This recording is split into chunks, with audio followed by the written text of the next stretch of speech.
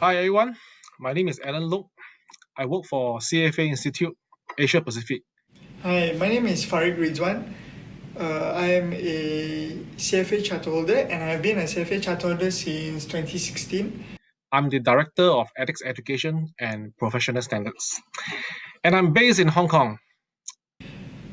I currently work as a fund manager with one of the local government funds, and I volunteer as a director on the CFA Society in Malaysia in my spare time.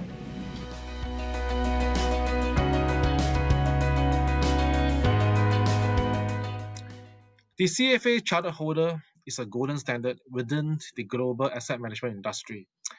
We are well known for the grueling 3 level of very difficult to pass examination. A lot of candidates have tried and many have fallen. At the core accent of the CFA program lies our code of ethics and standards of professional conduct. Our code of ethics and standard of professional conduct have been adopted by a full suite of regulators, asset management house, non-for-profit, and many other entities, either in full or partially. Why I did the CFA program? In a nutshell, it's because I'm really passionate about the financial markets. That's as simple as it is. And that passion sort of started when I was a kid because my dad was also interested in stocks and he used to talk to me about stocks all the time. When I came back to Malaysia after I took my degree, I realized that passion doesn't necessarily equal to knowledge. So that's why I chanced upon the CFA program, and in my opinion, there's no better program that really sort of gives you that framework, that sort of starting point on how do you start even thinking about financial markets. How do you start to value a stock? What's the difference in valuing a stock and a bond, for example? Yeah, and uh, the CFA program gave me all the knowledge I needed to start off. Yeah, that's why.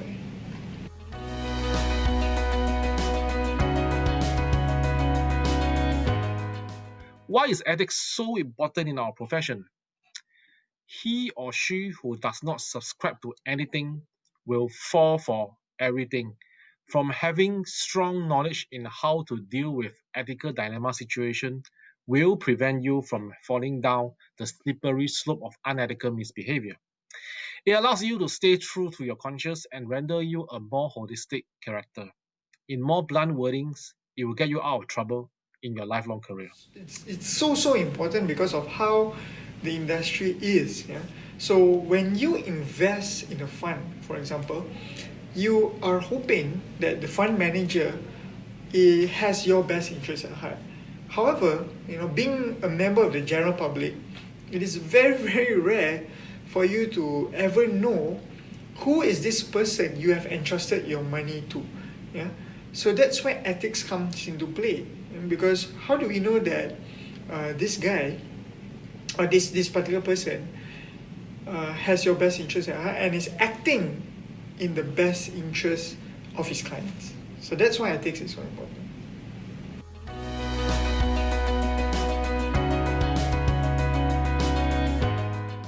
In the investment management industry, you might find yourself sometimes in what we call ethical dilemmas.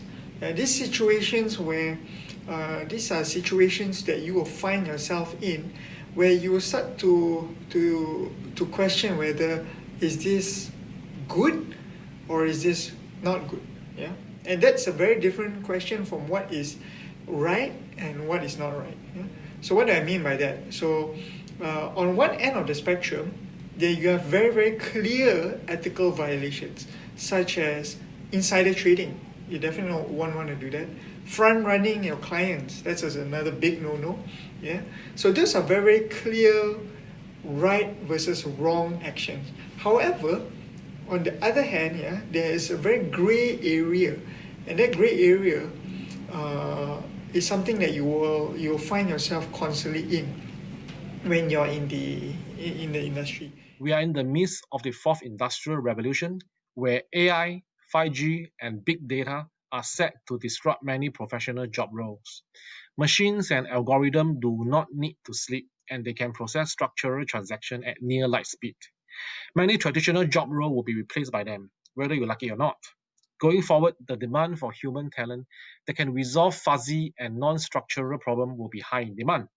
Coincidentally, ethical dilemma fall into this realm.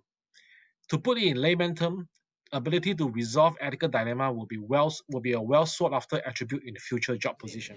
And how it teaches you is that it just lays out a very simple four-step process called ICAR. So this forms the ethical decision making framework. And in step one, you first identify. You identify whether the situation that you are in, yeah, and your internal sort of biases, they call it. Second one, you just have to consider. C is for consider. Consider the environment around you. Yeah. A is for act. Yeah. How then do you act? What are the steps that you have to take in order to remedy the situation that you find yourself in? And finally is R, reflect. Yeah. So then you reflect on the situation that you have passed and make sure that when the situation comes up again, you know what to do. So One of the many positive spin-offs from the recent technological improvements comes in the form of lesser information asymmetry. With more information on hand, the normal working folks are getting to demand that their job role and company vision be matched with ESG principles. This new generation is no longer focusing their ambition on profit maximization. They want to contribute back to the society, play a part in tackling global warming, and aspire justice in workplace. And they expect the company they work for to subscribe to this set of values as well. This partly explains the recent rise in ESG fund, green bond issue, as well as impact investing mandate. As a result, being ethical, acting ethically, and able to engage in ethical decision will buy you a ticket into many social networking circles. In other words, ethics is cool.